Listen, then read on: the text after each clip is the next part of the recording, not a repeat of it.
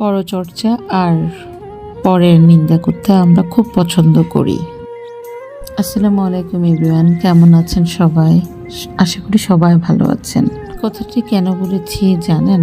কারণ আমরা কখনো কোনো মানুষের ভালো গুণ বা কোনো মানুষকে নিয়ে ভালো কথা বলা এগুলো নিয়ে কখনো চর্চা করি না। আমরা সবসময় মানুষটার কোথায় একটা খুঁত পাওয়া যাবে বা কোথায় একটা দোষ পাওয়া যাবে এগুলো নিয়েই পড়ে থাকি। একটা কথা কি জানেন, আমরা যখন একটা মানুষকে নিয়ে যখন পজিটিভ কোনো কথা বলবো তখন আমাদের নিজেদেরও ব্রেনটা কিন্তু অনেক সতেজ আর ভালো থাকে। আজকে বলি কেন এই কথাটা আমি বলছি। এখন তো প্রচণ্ড গরম পড়ছে, গরমের জন্য আমি বেশিরভাগ সময় রাতে রান্না করে রাখি, কারণ দিনের বেলা গরমে আসলে চুলার কাছে গিয়েও রান্না করা পসিবল হয়ে ওঠে না। আজকে আমি সয়াবিন রান্না করছি। সয়াবিন রান্না করতে গিয়ে একটা বৌদির কথা মনে পড়ে গেল। ঠিক আমার পাশাপাশি ফ্ল্যাটে উনি থাকতো। উনি আমাকে এই সয়াবিনের রেসিপিটা দিয়েছিল। উনি অবশ্যই আমাকে একটা সয়াবিনের প্যাকেটও গিফট করেছিল।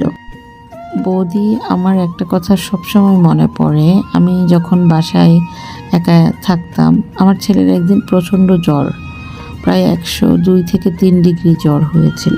তখন ঠিক রাতের 12টা কি নাগাদ একটা আমার ছেলের বাবা মানে আমার হাজব্যান্ড তখন দৌড়াচ্ছিল ওর জন্য একটা ডোজ কিভাবে ওষুধের দোকান থেকে আনা যায়। তখন আমার একটা মেন্টাল সাপোর্টের প্রয়োজন, কারণ আমি তখন ছোট্ট বাচ্চাটাকে কোলে নিয়েই বসেছিলাম। বৌদি ঠিক আমার পাশের ফ্ল্যাটেই ছিল। উনি ওনার ব্যালকনি থেকে আমার বেডরুমে জানালা দিয়ে ওনার সাথে আমি সবসময় কথা বলতাম। তো রাতে তখন প্রায় 1টা নাগাদ 1:30 হবে।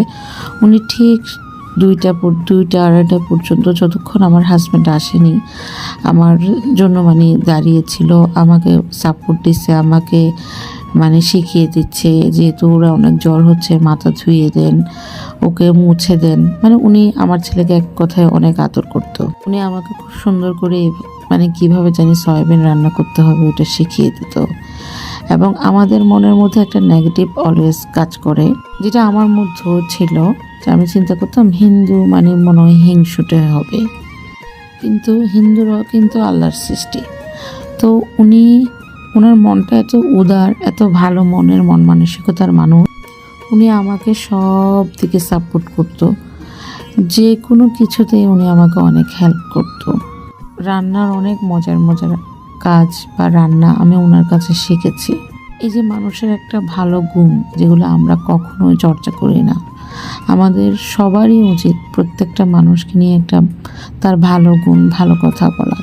তাতে করে আমাদের নিজেদের মেন্টাল হেলথটাও ভালো থাকে এবং যাকে নিয়ে বলা হয় সেও কখনো শুনলে তারও ভালো লাগে। এতে করে আমাদের সবার স্বাস্থ্য ভালো থাকে। কিন্তু আমরা সেটা না করে আমরা কী করি? পরচর্চায় লিপ্ত থাকি। আসলে এটা মোটেও ভালো না।